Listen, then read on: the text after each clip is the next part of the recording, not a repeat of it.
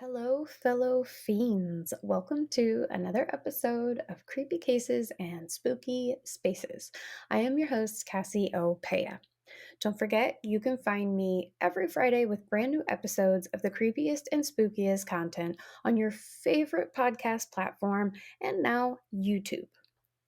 Also, if you subscribe to the Patreon page or the Anchor page through Spotify, you get bonus episodes every other Tuesday, a merchandise discount, which is good on everything in the Wick and Faye shop at pizzaandpigtails.com.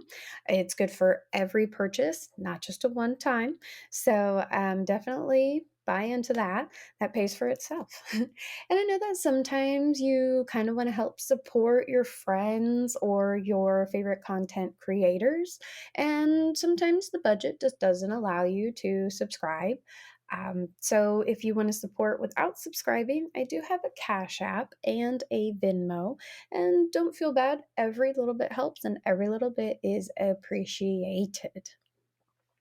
Also, liking, sharing, commenting, following on social media, that also is a great way to support without subscribing to a monthly fee.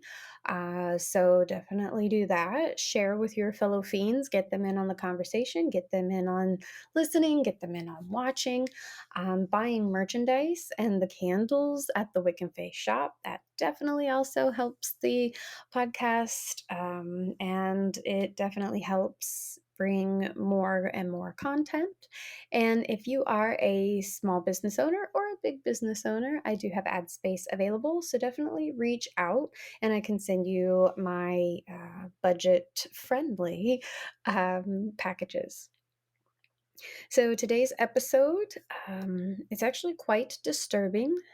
There are some grisly details, and they include the assault and murder of young children.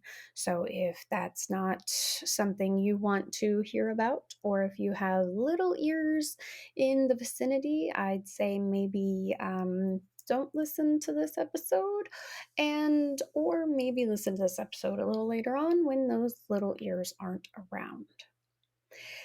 This is also one of those cases that made me very angry. It actually made me more and more angry the further down the rabbit hole I fell.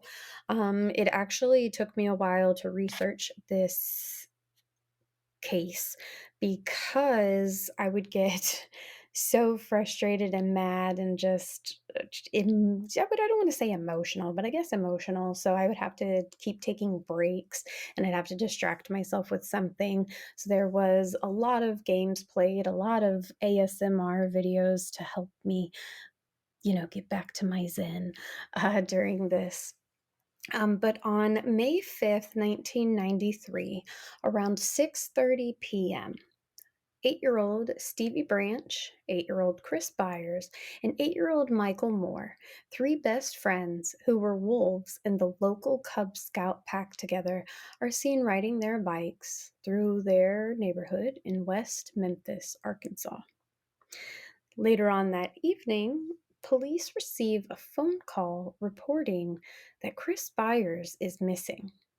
And it wasn't long after this, only about an hour and a half, when Michael Moore and Stevie Branch are also reported missing.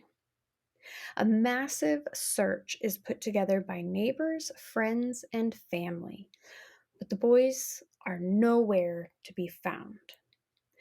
The next morning, May 6th, around 1:45 p.m., I guess that's not really the morning, their bicycles are found near a water pipe, while their bodies are found in a part of the woods called Robin Hood Hills. The boys were nude, hog-tied, and mutilated, and their clothes were jammed into the mud floor with sticks. Three local teens, Damian Eccles, Jason Baldwin, and Jesse Miskelly Jr., were arrested, charged, and convicted of the crimes. Now, holding tight to their innocence, they were still sent to prison for what was believed to be a satanic ritual killing. This set off a massive firestorm that spawned books, movies, and television documentaries about this case. For 30 years, the full details anyway, are still uncleared as to what happened that evening. Now, with new evidence being brought to light proving the three teenagers were wrongfully convicted, they were finally set free in 2011 after spending 18 years of their life in prison. Now, two tragedies wrapped up together. These are the creepy cases of the West Memphis Three and the Robin Hood Hills murders.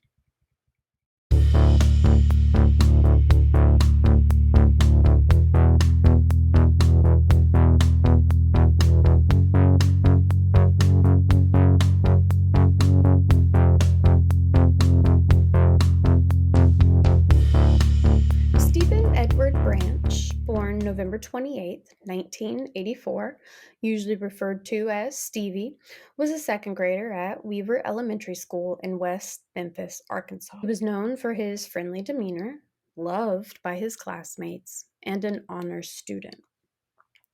His parents, Stephen Branch Sr.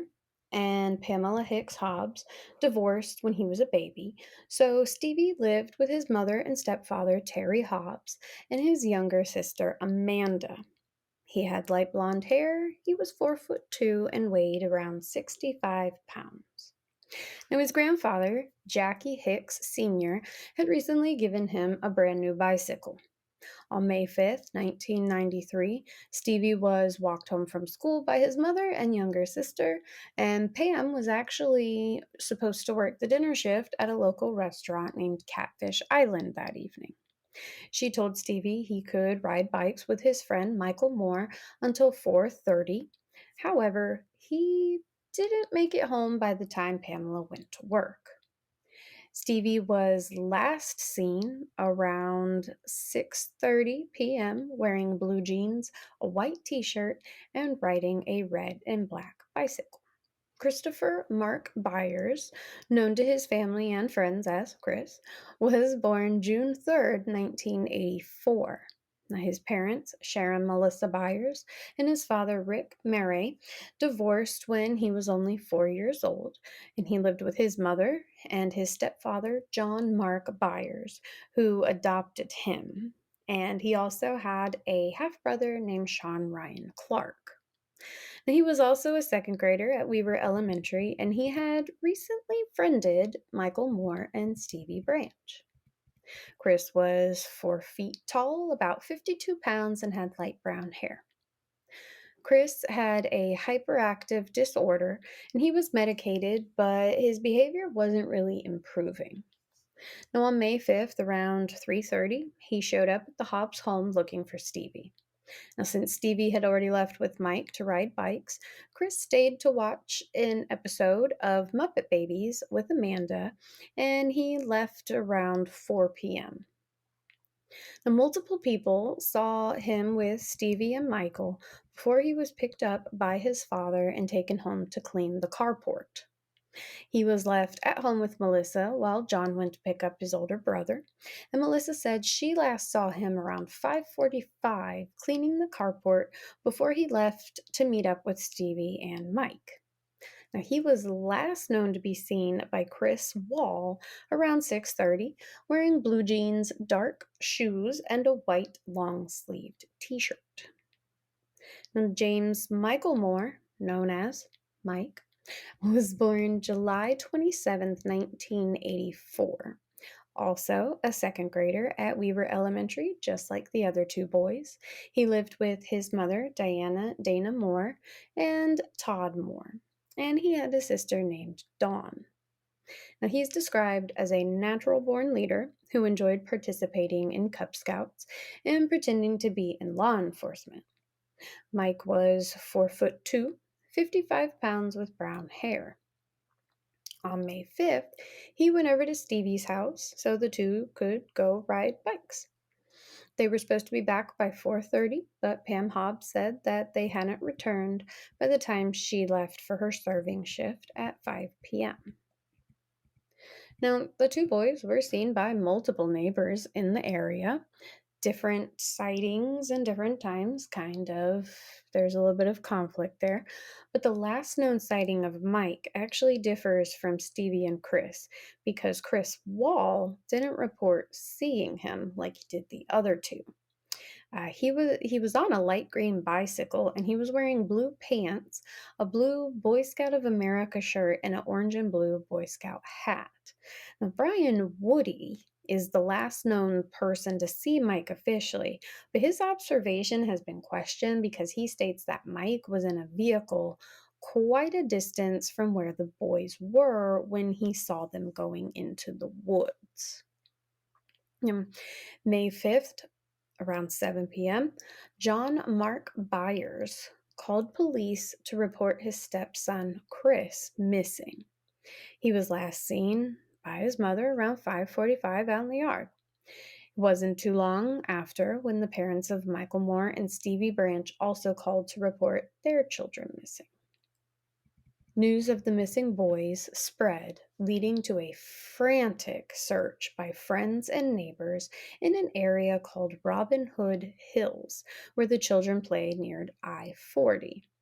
Now, sadly, nothing turned up, and some of them stayed out until 3 in the morning. Now, around 6:30 the following morning, May 6, Mark Byers went with Denver Reed from the Crittenden County Search and Rescue, and around 8 a.m., Chief Inspector Gary Gitchell began to search while waiting for the rest of the team. Now, the search came to a close around 1:45 p.m. when juvenile parole officer Steve Jones spotted a black shoe floating in a muddy ditch that led to a major drainage canal in Robin Hood Hills that ran into the 10-mile bayou. Now, one source reported that in an attempt to retrieve the shoe, Sergeant Mick or Mike Allen, the name kind of interchanges, slipped and fell into the water, revealing the body of Michael Moore. He was nude, hogtied, and had multiple injuries to his body. As the police put the yellow crime scene tape up around the area, the bodies of Christopher Byers and Steve Branch were found. Like Michael, their bodies were submerged, naked, and covered in injuries, and hogtied in an odd way.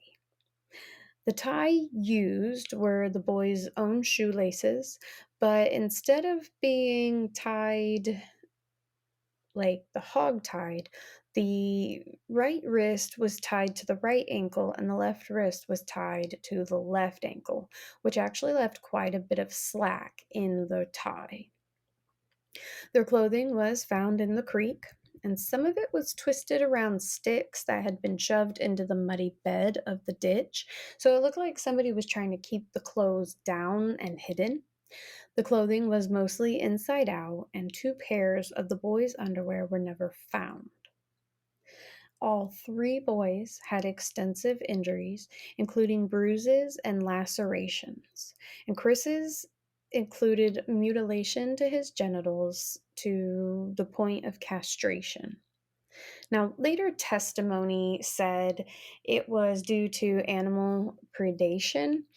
However, since no one knows for sure what happened, this hasn't been proven. And the three bodies were removed from the water and placed on a narrow area beside the ditch.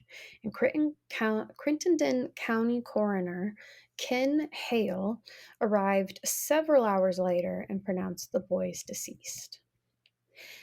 Inspector Gary Gitchell walked to the edge of the woods where a large crowd had gathered with the unfortunate task of reporting the news to the families. Upon hearing this, Terry Hobbs, Stevie's stepfather, collapsed to the ground and began weeping. The Dr. Frank J. Peretti, a forensic pathologist, performed autopsies on the three young boys, reporting Chris died of multiple injuries, while Mike and Stevie died of multiple injuries and drowning, as they had water in their lungs.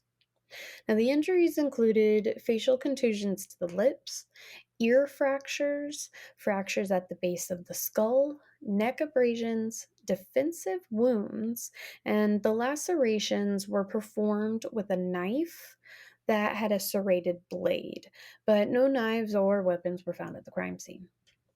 Now, police initially suspected that the boys had been sexually assaulted due to trace amounts of semen, but later testimony kind of disputed this.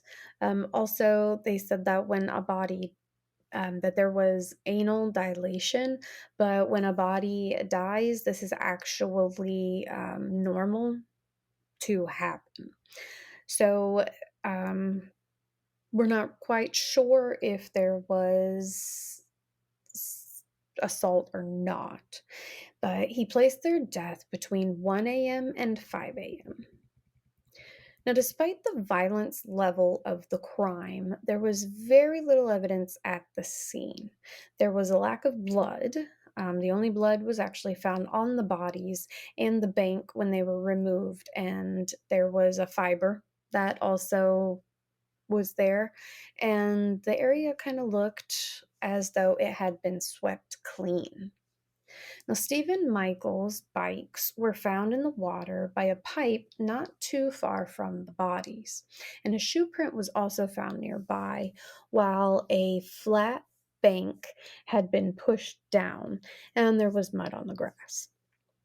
Now, the sticks that were holding the clothes weren't collected for 6 months, which makes me wonder, like, why were they not collected immediately?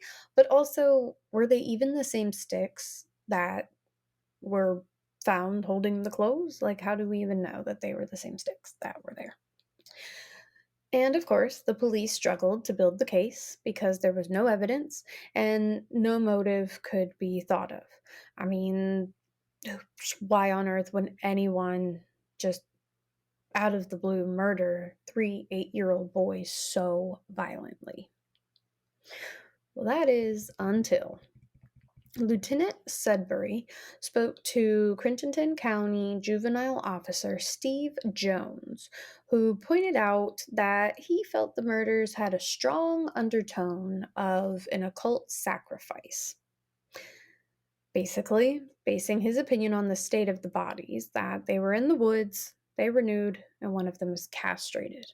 Now, I don't know very much about occult sacrifice, just what I've, kind of read in books or seen in the movies or on TV, but I don't know if an occult sacrifice would then lead somebody to hide the bodies. Usually those are laid out for, viewing or for visual.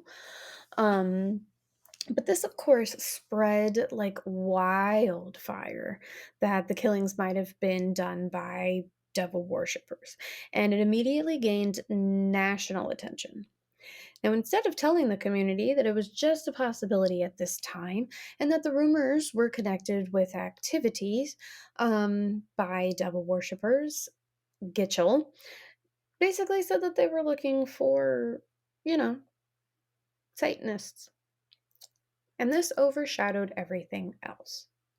So, with this suspicion, panic soon swept through the community and fell on three West Memphis teenagers: 18-year-old Damian Eccles, a high school dropout and a Wiccan who denied being interested in Satanism, and a troublemaker. Now, of course, I'm not calling Wiccans troublemakers as a witchy woman myself. Um, he was just known in the area as being a troublemaker, so I figured I would throw that in there. He also had a history of mental issues, including delusions, auditory and visual hallucinations. He had a disordered thought process and chronic mood swings.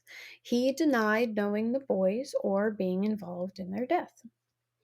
Now, 17-year-old Jason Baldwin, a friend of Eccles, they were both kind of social outcasts. Now, Baldwin was a decent student and he wasn't involved in Eccles' experimentation with magic. Despite their differing personalities, they spent a lot of time with one another. The 16-year-old Jesse Miss Kelly Jr. was also speculated as a suspect. He didn't really know Damien or Jason well, but just knew him from around school. Now, all three had run ins with authority, mostly fighting, vandalism, shoplifting. And they were also seen as more outliers and were targeted as they dressed in black, had long hair, and listened to heavy metal music. Now, in Arkansas at this time, being different somehow went hand in hand with being weird, a freak, or a criminal. Police focused on these three boys. Damien was claimed to be the leader, while Jesse and Jason were his faithful followers, and so they charged full speed ahead with their investigation. Now, there were a couple of other suspicious people in the community that were kind of looked at. Chris Morgan and Brian Holland were briefly on the list. Both had drug offenses and left quickly after the bodies were discovered, but they claimed not to know the boys as well. Morgan had an ice cream truck route through the neighborhood, but that was about it. May 17th, he was interviewed by police. They were given a polygraph, and they claimed that there was deception upon denial. Now, Chris Morgan claimed that he had a history with drug and alcohol and often had memory lapses and blackouts. He said that he might have committed the murders, but he quickly recanted this. Blood and urine samples were taken and sent off, but there was no real indication that they were ever actually investigated. The relevance that he recanted his statement was eventually barred from any evidence. And I find it to be kind of weird that like they interviewed these teenagers and just took them at their word that they weren't involved. These teenagers, they were like, "Oh, you're lying." And these teenagers have deception in their polygraphs, while these don't. So, just pointing that out. So, there was also a man that they named Mr. Bojangles. He was an unknown black male who was implied as a possible suspect at Jesse's trial, not Jerry. I don't know who Jerry is. But he was implied at Jesse's trial as a possible suspect. Now, May 5th, around 8:42 p.m., employees in a restaurant about a mile from the crime scene reported seeing a black male who seemed mentally disoriented inside the ladies' room. Now, the man had blood on him, but they couldn't tell if he was bleeding or if it was somebody else's blood that he was just kind of covered in. And he had been rubbing up against the bathroom walls. Now, Officer Regina Meeks responded to the call, and I have to say that this kind of makes me laugh, but also kind of irks me because she took the report from the manager through the restaurant's drive-through window. She didn't even get out of her car to walk in to investigate the issue. Now, of course, the man was already gone by this time, so but I mean, how are you even investigating when you don't even go in to see the actual spot where the man was? Now, on May 7th, the day after the bodies were found, manager Marty King thought that there was a possible connection. So he actually called to report to police again. And this is when they finally went to the restaurant and inspected the bathroom. Now, the unknown man reportedly had a blue brace on his arm that had white Velcro. And of course, this would have made it kind of difficult to perform the acts against the young boys, but how do we know that this brace or cast or whatever was real? Or was it just something he was wearing, or, just for not looks, but like sympathy? Or, Ted Bundy used to wear a cast and ask women for help. And we all know that story. Now, King gave the police sunglasses that he believed the man left behind, and they took the blood samples from the wall, which 2 days later, why was this not cleaned up? Like, I get it's like a crime scene and everything like that. Well, not even a crime scene, 'cause no crime was committed, but it's suspicious. But also, why did you not clean the blood off the walls after 2 days? Just wondering. But, then again, Detective Bryn Ridge testified that he actually lost those blood samples. So, yeah, good God, these people. Now, a hair belonging to a black male was actually found on one of the sheets that the bodies had been wrapped in. Now, Steve, the parole officer, felt Damien was capable of murdering children. And I always say that if you feel like something is off or something feels off about somebody, it most likely is. However, I don't see how you can base an entire murder case off of that feeling. Between May 7th and May 10th, investigators questioned Damien twice at his house and once at the police station. Now, when he was at the police station, they actually gave him like a written out questionnaire with questions like, "Did you know the boys?" He said he'd never heard of them. "What should happen to the person who did this? Do you believe they should get a second chance?" Now, he said that if the person did it just for fun, they should be sentenced to death. But if they have like a mental problem, they should be locked up and possibly get a second chance. More questions were, why would someone do this? And he said maybe they're sick or psychotic. And they asked, who do you think did this? And he gave a few names, not really like saying they did it, but, saying maybe you should look into these people. Are you familiar with the area? And I think he put that he had never been in the woods. His responses were also written out, and I was looking at a photo, which wasn't the greatest quality, so I couldn't really read what that line said. So I'm not sure if he said that he had never been in the woods or if he had never been in that part of the woods before. But then they asked, why would your prints be at the scene of the crime? And he claims they won't be.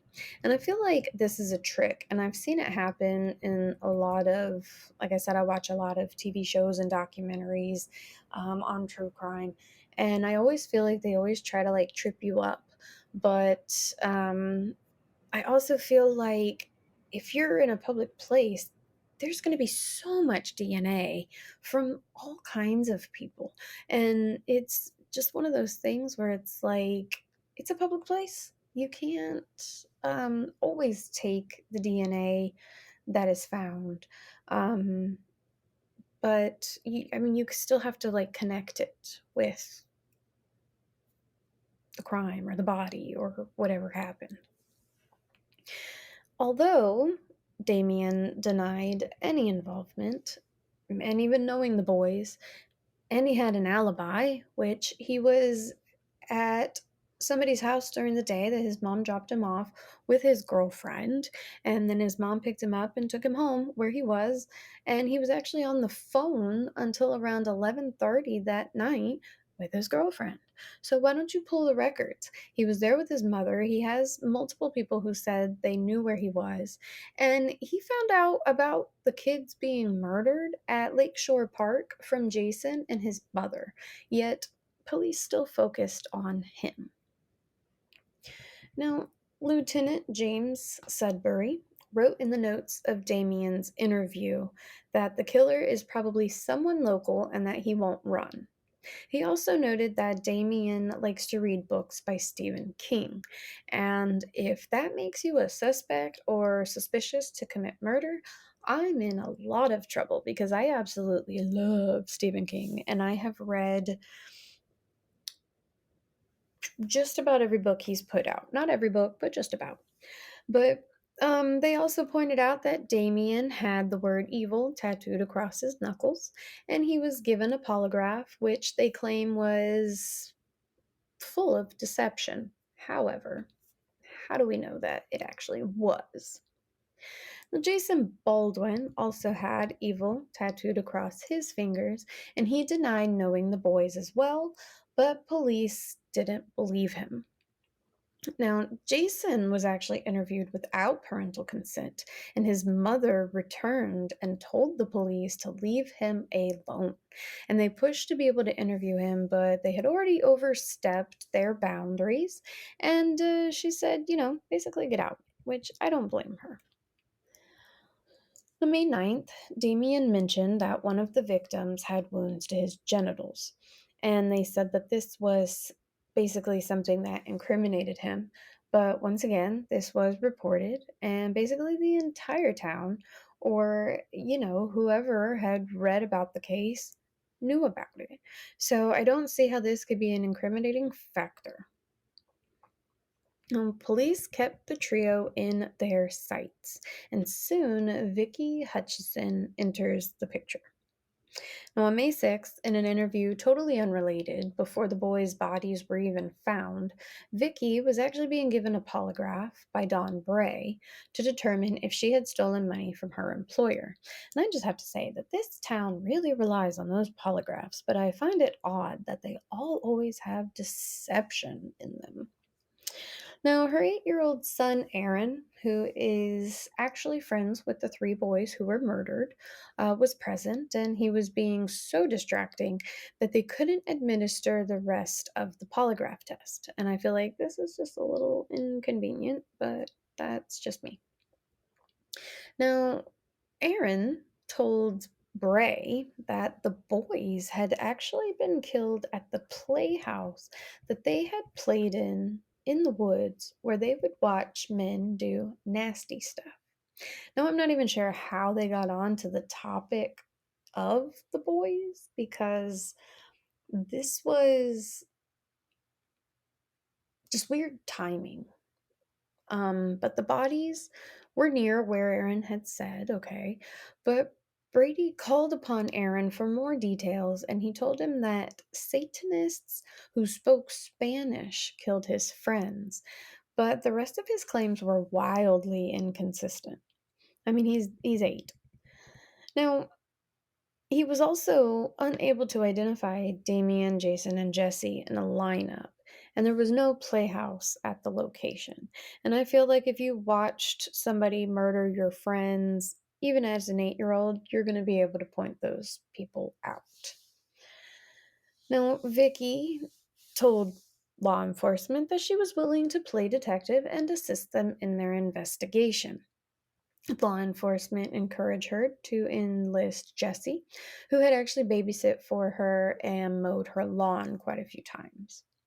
Now, Vicky asked Jessie to introduce her to Damien, who had told her, well, Jessie told her that Damien had drank blood and stuff. I do want to point out that Jessie only had an IQ of about 72 and was known to be a little on the learning disabled side. She told him that she was interested in going out with Damien, so Jessie agreed and shortly brought Damien over to introduce the two. She had microphones in her home, but the recordings were considered to be inaudible, and police say they were inaudible. Says they were audible, but she also stated that there wasn't really anything incriminating stated between the two. Now, exact details between Vicky and Damien never really came to light, but at the time she hatched quite the story for police.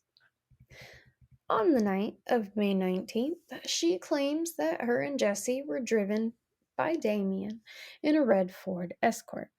Now, this is odd because Damien didn't have a car and had never been known to drive one. Now, yes, you can borrow cars. However, this kid was never known to drive. And they went to an SBAT. Now, an SBAT is a gathering of witches. Many different things happen there. A lot of it is just basically getting out with nature and maybe doing some meditating, some manifesting, things like that. But she says this was in a field outside of town where there were about 10 to 15 people, all underage, she believed they were all underage anyway, with their faces and arms painted black, stripping off their clothes and touching each other. She didn't really get into details about that, but she did say that this was when a drunk Damien openly bragged about killing the children. She said that those who were participating in the orgy used names like Spider, Snake, and Lucifer, and she was offended by the nudity, so she asked to be taken home. And this is when Damien and her left, but Jesse stayed. Aaron told police that they saw 5 men in a circle chanting and doing what men and ladies do. The next day, June 3rd, 9 a.m., 17-year-old Jesse Miss Kelly is told that there is a $35,000 reward for information on an arrest for the murders, and that his family would be eligible if he had any information. Shockingly, he's given a polygraph test, but he denies any satanic rituals and murders. And the police tell him that he's lying his ass off. But of course, Jesse held on to that innocence. He didn't kill the boys. He was in another town watching a wrestling match where he was seen by multiple people who have corroborated this as truth. Police question him for a harsh 12 hours. And guess what? Some of that was recorded. A whole 46 minutes of that 12 hours. Conveniently, the 46 minutes where he's confessing are the only ones that they recorded.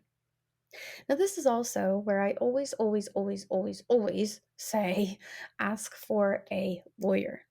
Even if you're innocent, you know you have nothing to hide, you know you didn't do anything wrong. Police will try to intimidate you and they will try, don't do it. If you get a lawyer, it just makes you look guilty. But they're going to twist your words, and you just always ask for a lawyer. Always. Always. Sorry. Now, after hours of being yelled at, threatened, intimidated, starved, and I'm sure this poor boy was exhausted, Jesse was coerced into confessing to police. However, his story had many inconsistencies with the crime scene and the murders in general.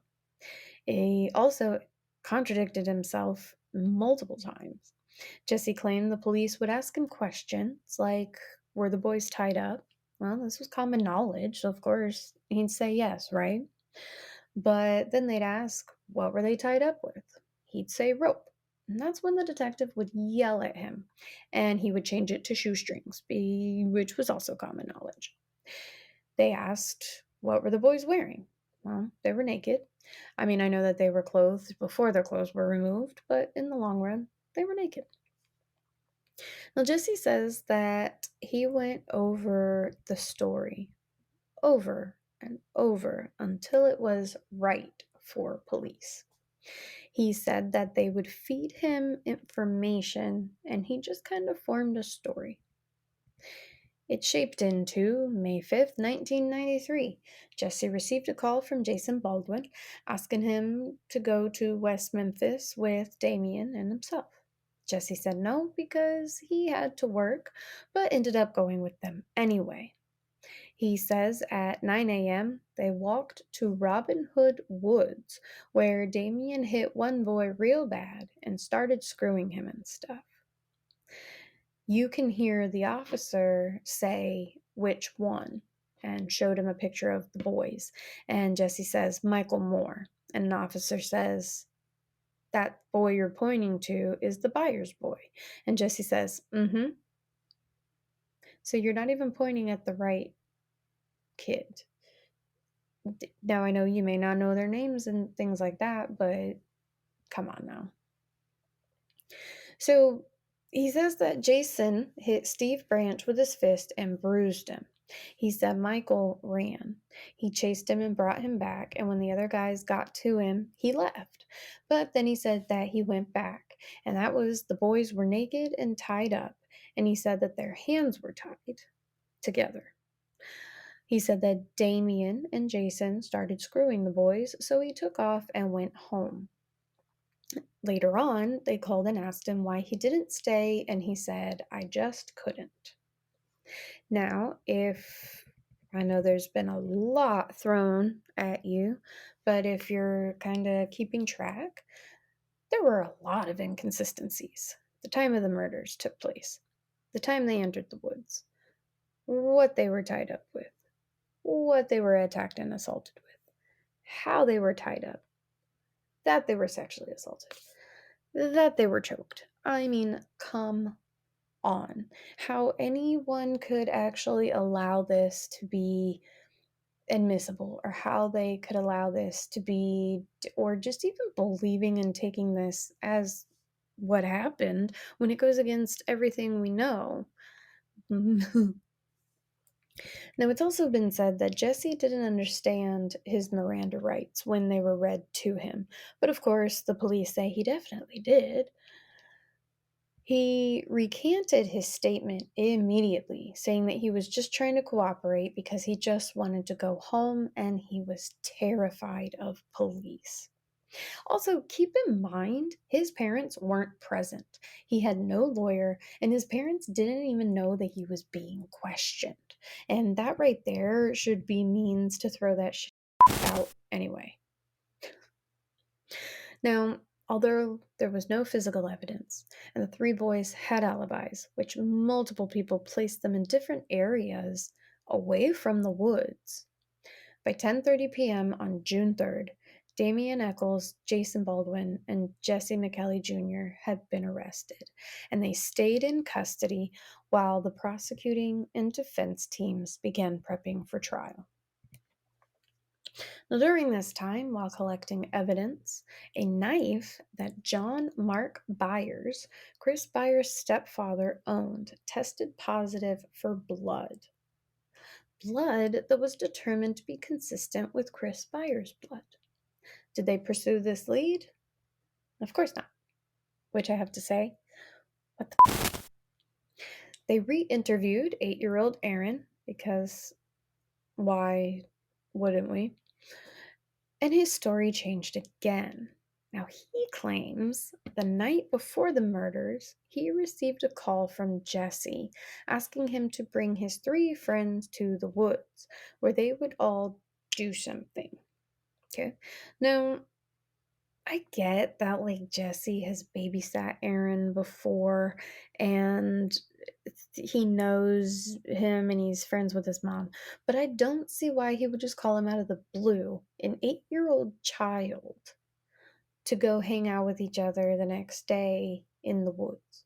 And then bring your 3 friends, because, yeah, that's normal, right?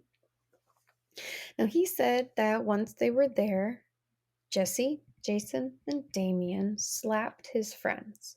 He said that he ran and Jesse caught him, but he got away, and he caught him again and tied him up.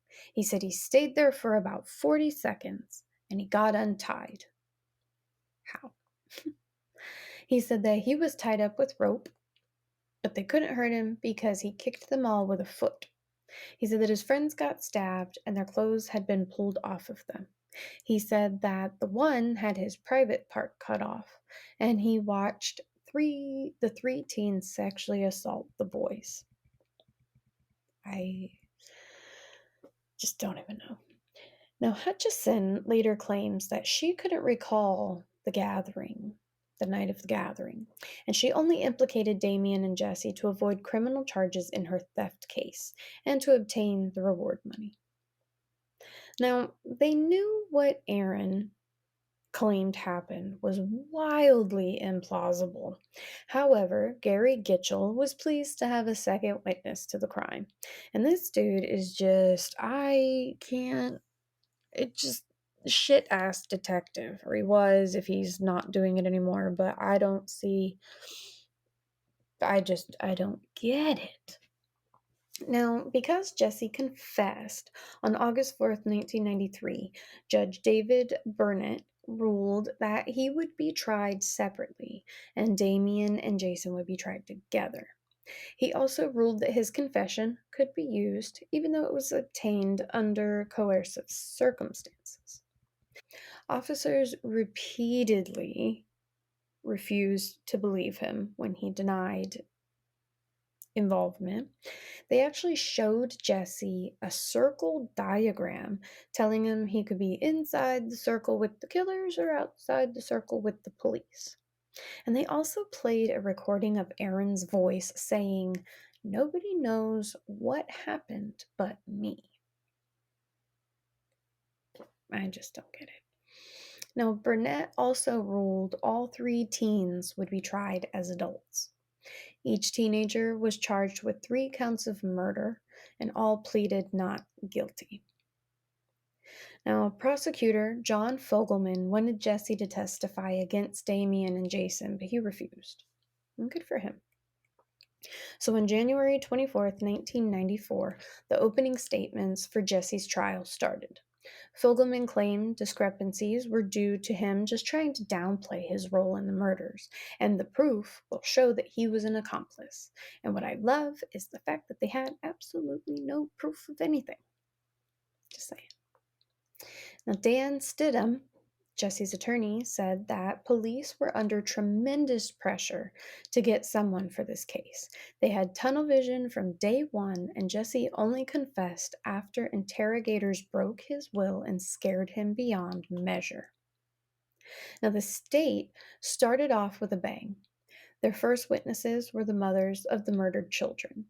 Each one went through the last time they saw their sons. Now, defense attorney Dan Stidham had suspicions that John Mark Byers had, husband to Melissa Byers and stepfather to Chris, was involved in the murders. But he actually refrained from pursuing this theory while cross examining because he thought that he could possibly just make the jurors angry and they were going to naturally sympathize with the parents. Now, he laid out a graphic and disturbing journey while Detective Bryn Ridge testified his search for the boys and discovery of the bodies. Now, keep in mind, this is also the one who lost evidence. Now, as he talked about his experience, the bicycles of the 8-year-old boys were visible at the front of the courtroom. They introduced more than 30 photos of the boys, pale, bound, and mutilated, while Dr. Frank Peretti testified his autopsy report details. After Inspector Gary Gitchell took the stand, our favorite, right, to tell his side of Jesse's confession. He claimed that, Jesse was very relaxed during his long interrogation, and they had the jury listen to his taped confession, all 46 minutes of it. But during cross-exam, he basically said that Jesse's initial story contained multiple errors, but that it was just because Jesse simply got confused. That's all. Now, people expected to hear from little Aaron Hutchison because, his testimony was a pretty big catalyst in this case. However, Fogelman knew that his story was just out there. And in my opinion, who knows if it would have even been the same story that he told before, because his story changed multiple times. Now, however, they did call upon Vicky Hutchison, and she said she offered her services to play detective because, quote, "I loved those boys and I wanted to see their killers caught," end quote. Now, she testified about the Judge Burnett ruling. The painted faces, he claimed, and the orgy might be too prejudicial. So she basically only gave details of seeing 12 to 15 other young people in a field. During cross-exam, she denied that the $35,000 was a motive for her to do things like that. Or not do things like that, but to do what she did. Now, no physical evidence connecting Jesse to the crime. Fogel called Lisa Sakavicius from the state crime lab. She testified that a green polyester fiber found was microscopically similar to a fiber found on a shirt in Damien's house and a red fiber found near The crime scene was microscopically similar to a bathrobe in Jesse's house, and that it could have been, through secondary transfer. Cross exam, many fibers are microscopically similar, and this proves nothing. Now, Warren Holmes, a detective and polygraph examiner who actually worked on cases like Watergate, the JFK assassination, and the Martin Luther King Jr. assassination. Now, he says Jesse truthfully answered every single one of his questions except one, and that was about his prior drug use. It was the officer who lied to Jesse about his deception in an effort to scare him into a confession. And it worked, and he did, and here we are, sitting in a trial we shouldn't be in. Now, Dr. Richard Offshee claimed that police coercion during interrogation should have made Jesse's confession inadmissible. However, that pesky Judge Burnett allowed it. On February 4th, 1994, Jesse Misskelley Jr. is found guilty of first-degree and second-degree murder, and he is sentenced to life without parole. February 28th, 1994, Damien Eccles and Jason Baldwin's trial begins. Now, we all know that Jesse wouldn't testify. Jason's lawyers actually filed for the boys to be tried separately, but it was denied. They said that Damien was into witchcraft and Baldwin was just guilty of it by association.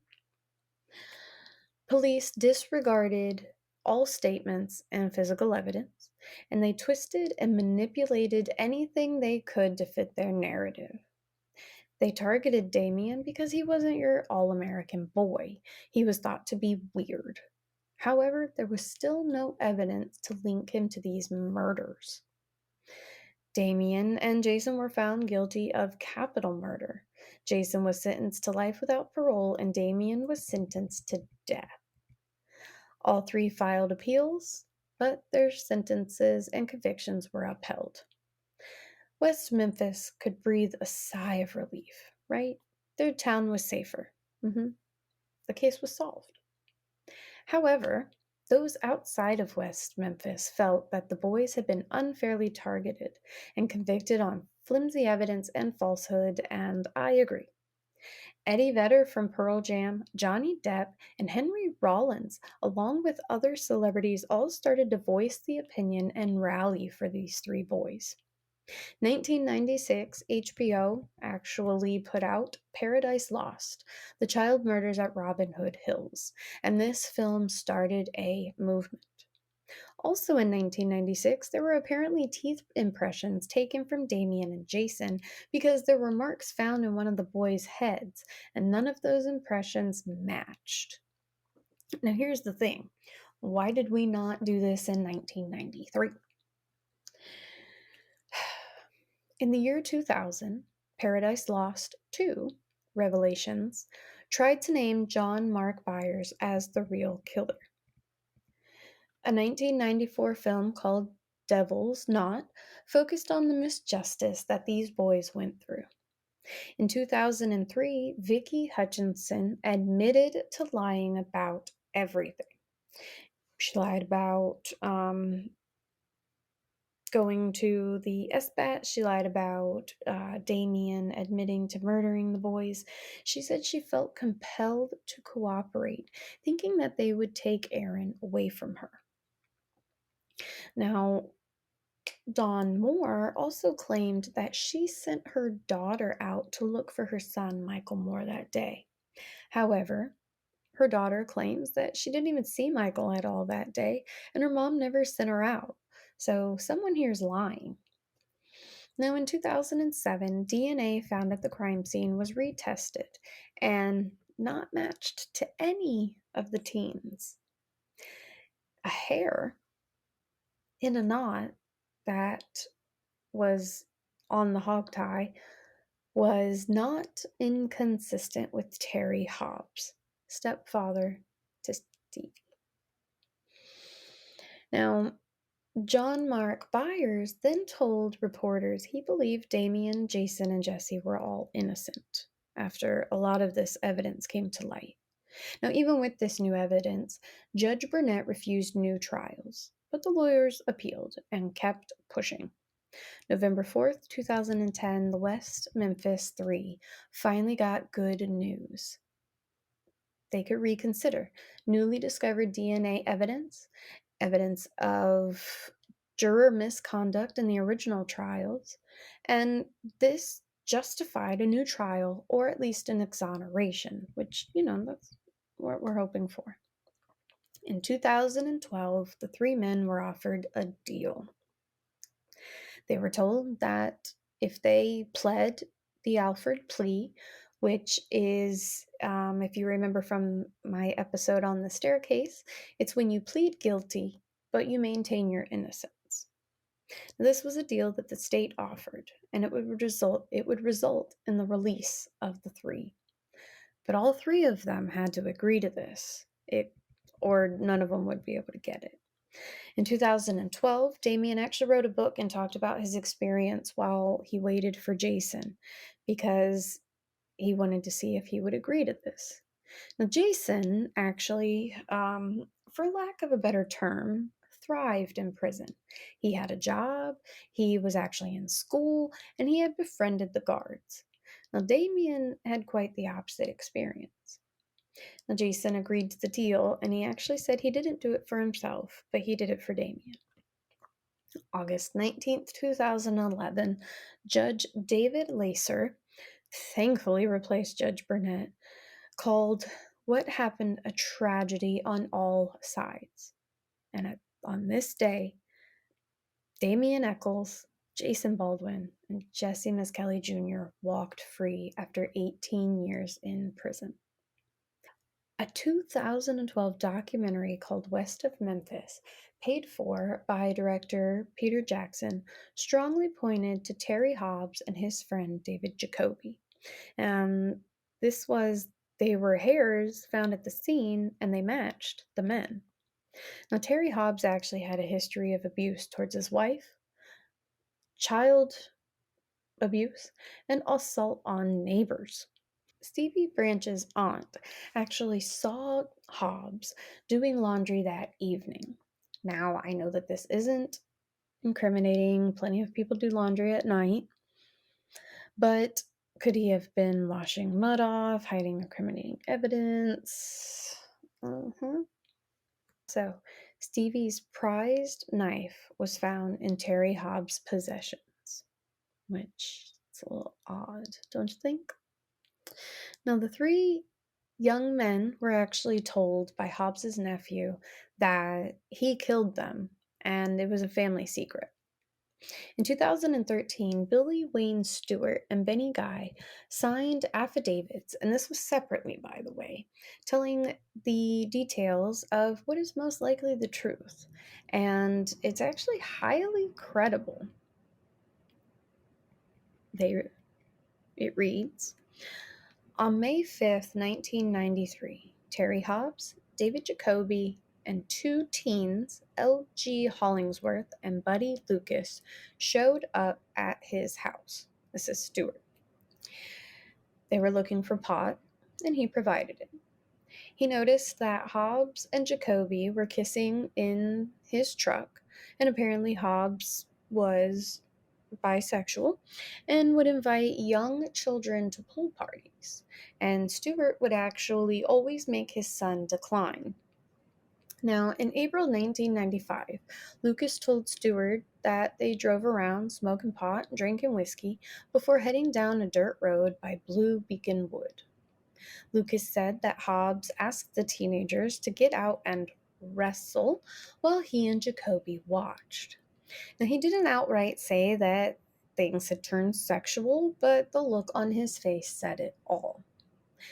This is most likely when the boys came up on their bikes and just ended up in the wrong place at the wrong time.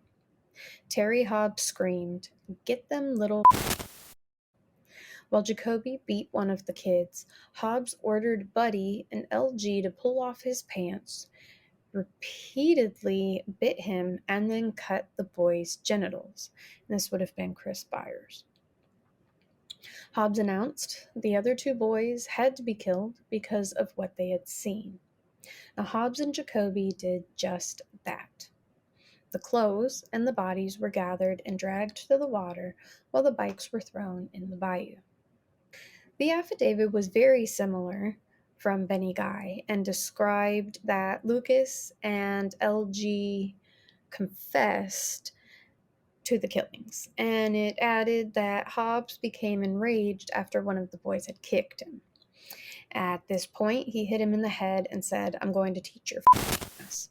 Then the four men, well, the two men and the two teenagers, began beating the boys to death. Now, what angers me is in 1995, Stewart actually tried to call Bill Sanders to tell him this. He wanted to, report this then, and he never got back to him. And he basically doomed Damien, Jason, and Jesse. Now, Pam Hicks Hobbs, Terry's ex-wife, and Stevie Branch's mother, is convinced that he killed her son, or was at least involved if he didn't do it all himself. She also said that he had this weird obsession with him, and it was almost an odd jealousy. Now, today, Damien Eccles is married and lives in Salem, Massachusetts, and continues to fight for his exoneration, which I honestly hope he achieves. Jesse Miss Kelly maintains a low profile. He still lives in West Memphis and is very reluctant to talk to the media. Jason Baldwin would actually like to work on behalf of the accused and attend law school. Now, I can't even imagine first of all, I can't even imagine just the tragedy of losing these three boys. But I also can't imagine losing 18 years of my life because of lazy police work, or police just being horrible at their jobs, or just vendettas, too. And it's all of the above. And I'm pretty sure you can agree with what you've heard today. Now, the murders were a huge tragedy and never should have happened, but neither should sending three young teenagers to prison because they're different. And I really hope that people will start learning from the mistakes that have been made in the past. And on that note, I will see you next crime. You've been listening to Creepy Cases and Spooky Spaces, a Pizza and Pigtails production. Created and hosted by Cassie Opea. All episodes researched, written, and edited by yours truly. Don't forget, you can find new episodes of the creepiest and spookiest content every Friday on your favorite podcast listening platform, and now YouTube as well.